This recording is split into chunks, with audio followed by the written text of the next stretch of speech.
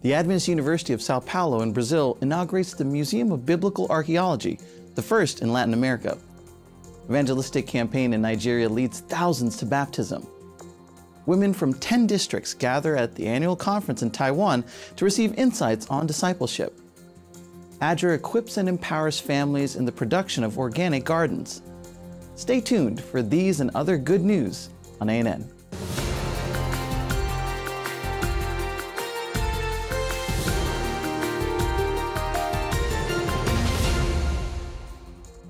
The first Museum of Biblical Archaeology in South America has been inaugurated. With around 3,000 original pieces and dozens of replicas, the museum stands out for its rich collection of evidence supporting biblical accounts. Located at the Brazil Adventist University, the museum's tickets for its first 6 sessions sold out in about 4 minutes. It continues to experience extremely high demand, attracting visitors from different parts of the country. The museum's artifacts date back to as early as 2000 BC and come from various parts of the world, such as Israel, Egypt, Jordan, and some European countries. The exhibition narrates over 4,000 years of history through a timeline, dividing the phases from the early Bronze Age to the Byzantine period. The MAB Museum of Biblical Archaeology project was conceived 20 years ago by Dr. Rodrigo Silva. Dr. Silva is the host of the TV show Evidences, broadcast on TV Novo Tempo, the Adventist television channel in Brazil. He received a brief tribute during one of the most touching moments of the inauguration ceremony. Thank you very much, because you are witnessing a great opportunity. I thank everyone who helped turn this dream into a reality. The BABI is a cultural heritage, I could say, with 3,000 original archaeological pieces and dozens of replicas that cover a period of 4,000 years of biblical history. There is always room for gratitude.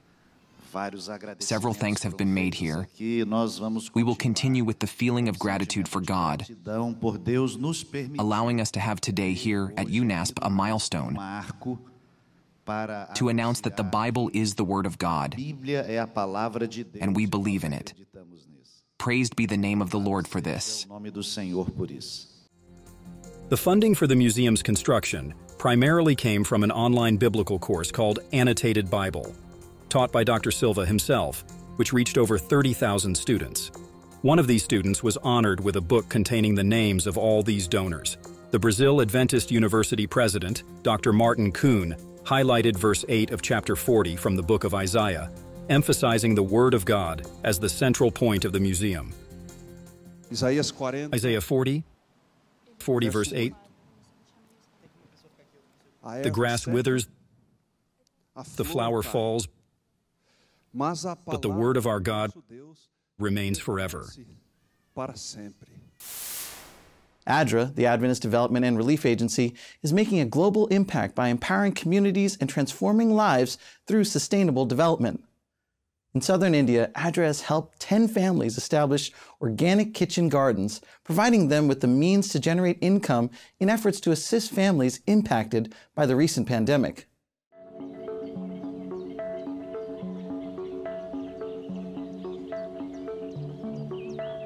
இதற்கு முன்னால நாங்க இந்த மாதிரி எல்லாம் நாங்க தொழில் செய்யவில்லை. கையில் தான் நாங்க பாடுபட்டு வருவோம். ஆனாலும் இங்க வந்து இந்த ஆட்ர தொண்டு நிறுவனம் வந்து எங்களுக்கு எல்லாமே கத்து கொடுத்தாங்க. இப்படி எல்லாம் செய்யணும் அப்படினு கத்து கொடுத்தாங்க. அவங்களும் விதையும் எடுத்துன்னு வந்து மண்ணை நல்லா பதப்படுத்திட்டு எல்லாம் நாங்க வெச்சோம். தக்காளி விதை, கத்திரிக்காய், அவரைக்காய் விதை, பாவக்காய் விதை, சோளம் எங்களுக்கு எல்லாமே உதவுச்சு. கொரோனா டைம்ல வந்து எங்களுக்கு சாப்பாட்டுக்கு ரொம்ப கஷ்டமா இருந்து, அதுக்கப்புறம் ஆட்ர தொண்டு நிறுவனத்துலேருந்து எங்களுக்கு காசு கொடுத்தாங்க 3 மாதம்.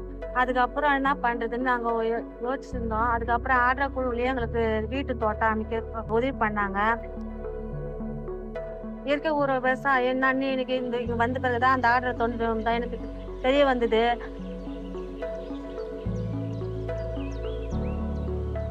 தோட்டம் வந்து இயற்கையாக இப்படி தான் செய்யணும் அப்படின்ட்டு ஒரு ஆர்வத்தை உற்சாகத்தை எங்களுக்குள்ள கொடுத்தாங்க.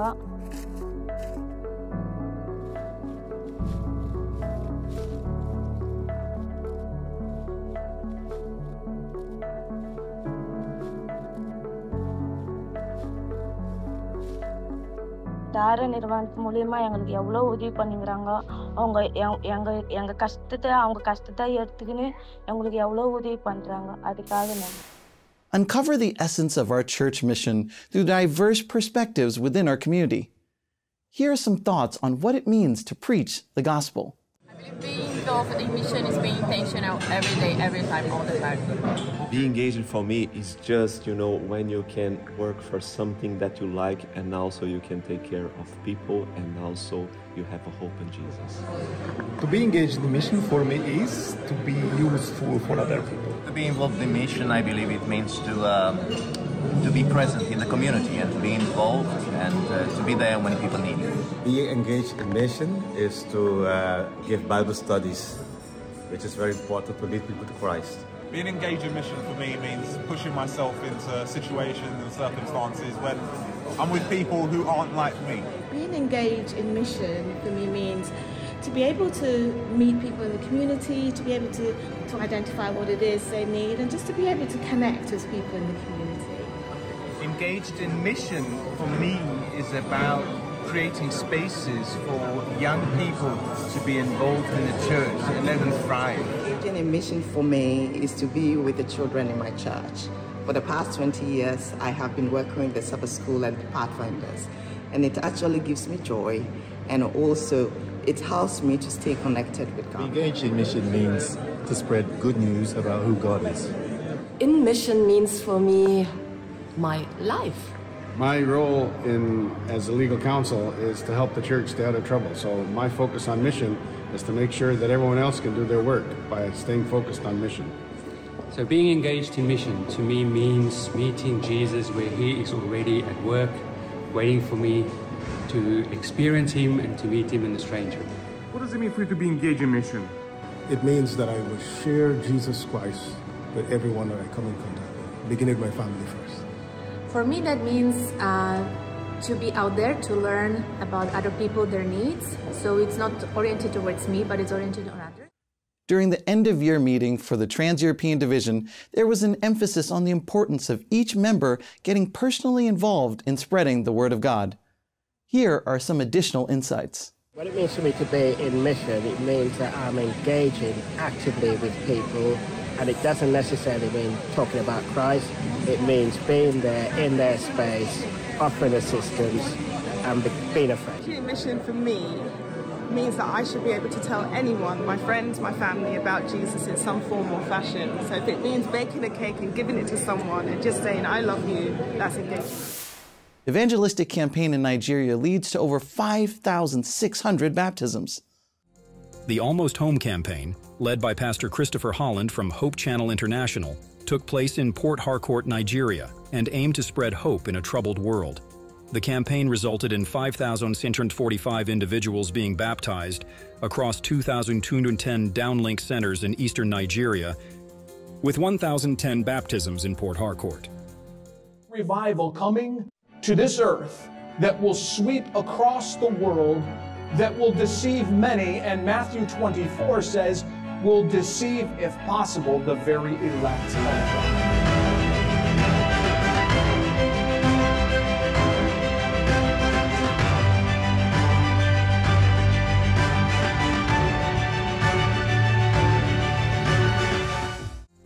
Among the many stories of transformation that followed this evangelistic series is the story of James Enuada Didia, who renounced ancestral worship despite threats. His conversion led to the destruction of sacred objects and his baptism, symbolizing a significant spiritual shift. Numerous testimonies of healing and conversions emerged during the campaign, emphasizing the impact of Pastor Holland's messages. The outreach also drew attention from diverse media channels and influential figures, showcasing the campaign's significance. Despite challenges, the event's success in engaging members in prayer and mission was recognized and celebrated, reinforcing the impact of media ministries and the commitment to spreading God's message. How does the Adventist Church's belief in the second coming of Christ help us to discern the signs of the times in our current global context? How does our hope in this future event inspire us to live with purpose, love, and anticipation? Let's take a look as Frank Hazel and Keldy Paroshk are joined by guest Michael Sukopa to explore the 24th fundamental belief of the Seventh-day Adventist Church. Why is the second coming the great climax of the gospel? Any ideas? I think as we look at the very beginning of the gospel, many people think that the gospel begins in the New Testament. But indeed, it starts in the very first book of the Bible, the Old Testament, in the book of Genesis. In Genesis 3, verse 15, we have the first gospel message. But then the climax of that message is found in this blessed hope of the soon coming of Christ. And everything that happens in between is God's work in restoring our world back to that original state in which it was. So in the book of Titus, chapter 2, we find this very word, blessed hope, captured there to give us that hope of that climax when Jesus will put everything back to its original state. Interesting. That's an important point. You know, in theology, we'll talk about the already but not yet. You know, we live in this time where Jesus has already come. He has already died for us. He has conquered sin. He has conquered death, but not yet completely. So we're living in this state of God's promises have been fulfilled, but we're still waiting for their final, full completion. And that's what will happen at the second coming of Jesus. So we're waiting for that final completion when everything, like you said, will be restored to its original state, just how God intended things to be. To watch the full episode, visit the official website of the Seventh-day Adventist Church in English on YouTube. Church leaders in Manila, the capital of the Philippines, share transformative strategies in leadership, empowerment, and development.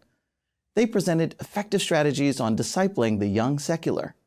Beyond theoretical concepts, pastors emphasized practical steps to actively invest in the potential of the younger generation.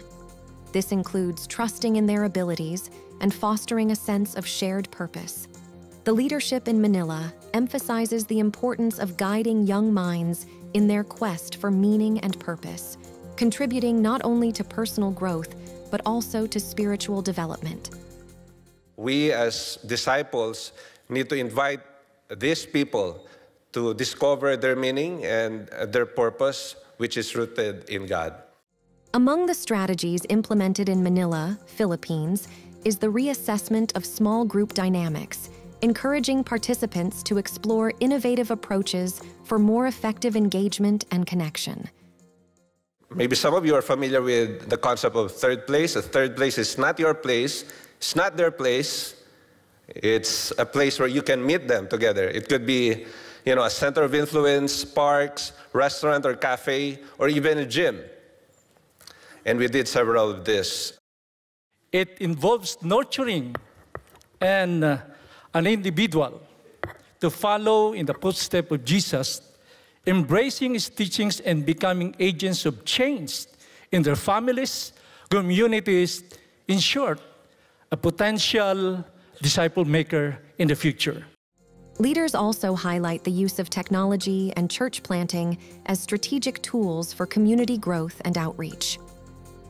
Upon accepting the call, we aim to plant new churches to meet the spiritual needs of diverse communities in our place, and ultimately increasing the involvement of our church members.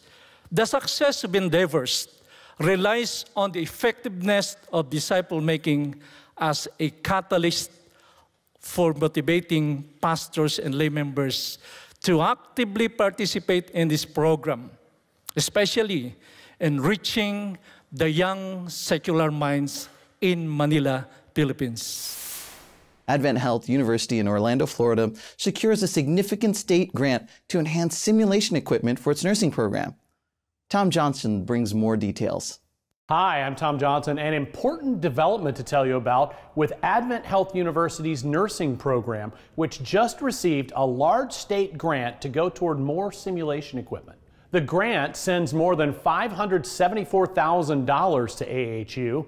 The money comes from Florida's new Linking Industry to Nursing Education, or LINE Fund. Advent Health's healthcare system is committed to matching the grant as well. The funds will be used to buy new and additional simulation equipment to train our future nursing team members. Adventist Hospital in Mexico recognized as a compassionate institution for its free eye surgery program.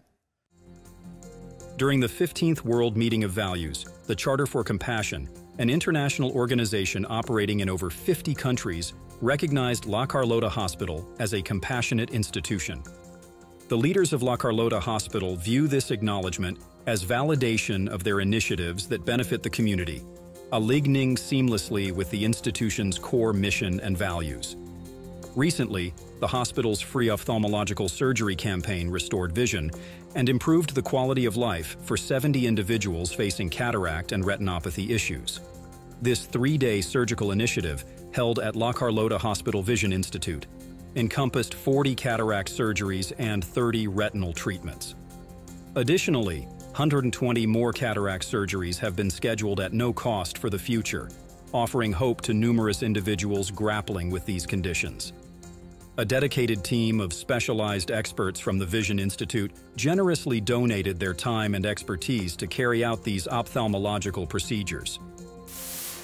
In southern Chile, a colporteur's visit to an elderly woman who received a life-changing book 50 years ago sparked a spiritual revival, ultimately leading to her acceptance of Christ and baptism. Literature evangelism, the door-to-door distribution of Christian and health literature to support students in college, plays a pivotal role in this transformative journey for many worldwide.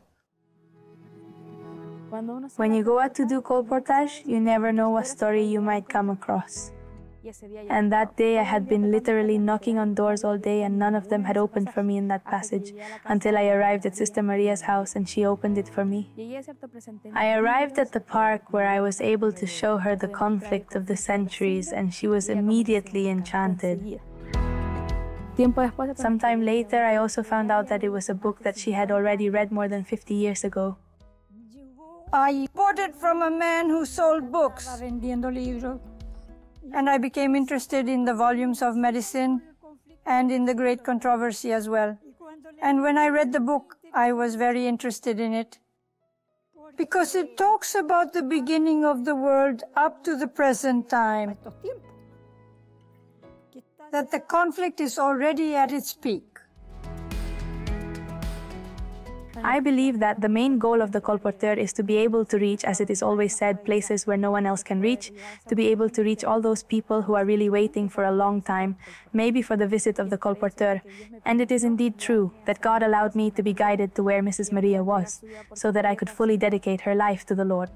Thanks to the little sister that she spoke to me once again about baptism. And many things that made me reflect.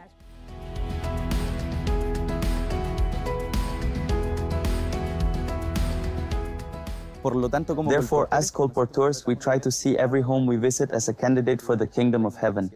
And we present all this complete message, both the health manuals as well as the religious manuals, trying to make sure that the person can be left with something so that, if not now, in the future, he can make his decision for the Lord and can see that the main thing in his life is God and that there is nothing else.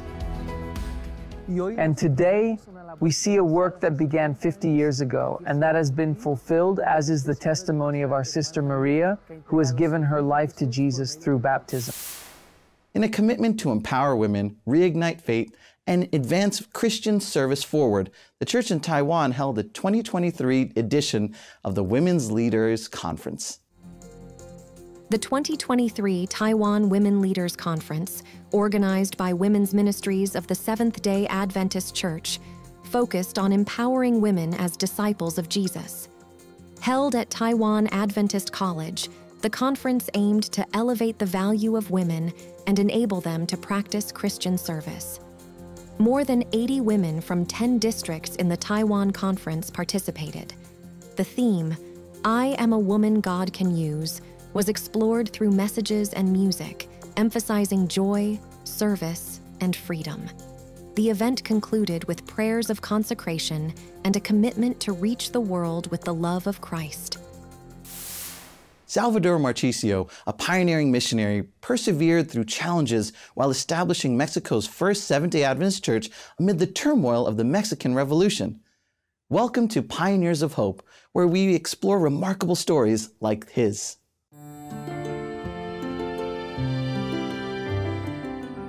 Mexico. In 1891, Salvador Marchisio went to Mexico City as a pioneer missionary. Born in Italy, Salvador moved to the United States at age 21. He eventually made his way to California, where he learned about the Adventist message while a patient at St. Helena Hospital. He resisted the message at first, but after 2 years of studying with A.T. Jones, he was convinced. He returned to Italy to share the message with his family, but was turned away. He returned to the U.S., where he felt God's call to carry this message to Mexico. At his own expense, he traveled to Mexico City in 1891, hoping to sell copies of The Great Controversy.